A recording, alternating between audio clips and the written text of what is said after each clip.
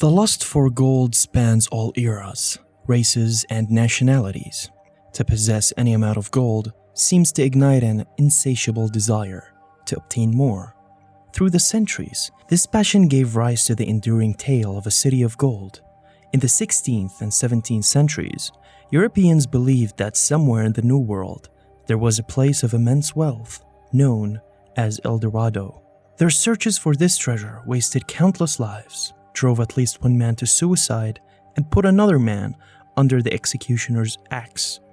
El Dorado shifted geographical locations until finally it simply meant a source of untold riches somewhere in the Americas. In this episode, we uncover the truths behind El Dorado. If you're new here, consider subscribing, and if you like the video, please don't hesitate to like and comment.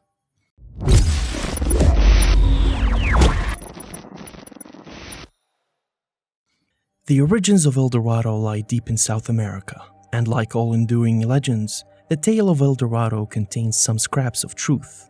When Spanish explorers reached South America in the early 16th century, they heard stories about a tribe of natives high in the Andes Mountains in what is now called Colombia.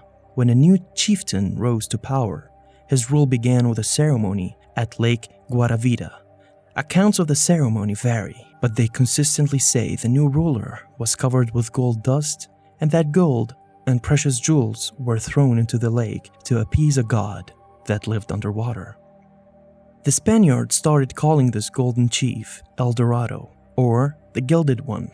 The ceremony of the Gilded Man supposedly ended in the late 15th century when El Dorado and his subjects were conquered by another tribe. But the Spaniards and other Europeans had found so much gold among the natives along the continent's northern coast that they believed there had to be a place of great wealth somewhere in the interior. The Spaniards didn't find El Dorado, but they did find Lake Guatavita and tried to drain it in 1545. They lowered its level enough to find hundreds of pieces of gold along the lake's edge, but the presumed fabulous treasure in the deeper water was beyond their reach. Sir Walter Raleigh made 2 trips to search for El Dorado.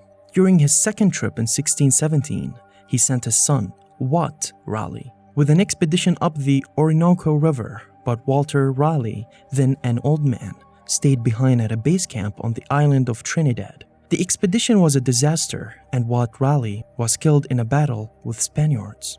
Eric Klingelhofer, an archaeologist, is trying to find the site or Raleigh's base camp on Trinidad. He says Walter Raleigh was furious at the survivor who informed him of Watt's death and accused the survivor of letting his son be killed. The man goes into his cabin on the ship and kills himself. Raleigh returned to England, where King James ordered him beheaded for, among other things, disobeying orders to avoid conflict with the Spanish. The Spanish were so amazed by the truth in the story that it prompted them to further search for a city or village where they believed the tribal gold was kept, a belief highlighted by the fact that maps had been discovered leading to a lost city full of gold. Many Spaniards spent years searching, but they never discovered the city, though the search for the lost city of El Dorado continued for years before explorers gave up. Today, a large amount of gold found in Lake Guatavita is showcased along with a gold raft, complete with offerings, and the chief are displayed within the Gold Museum in Bogota Historic Center.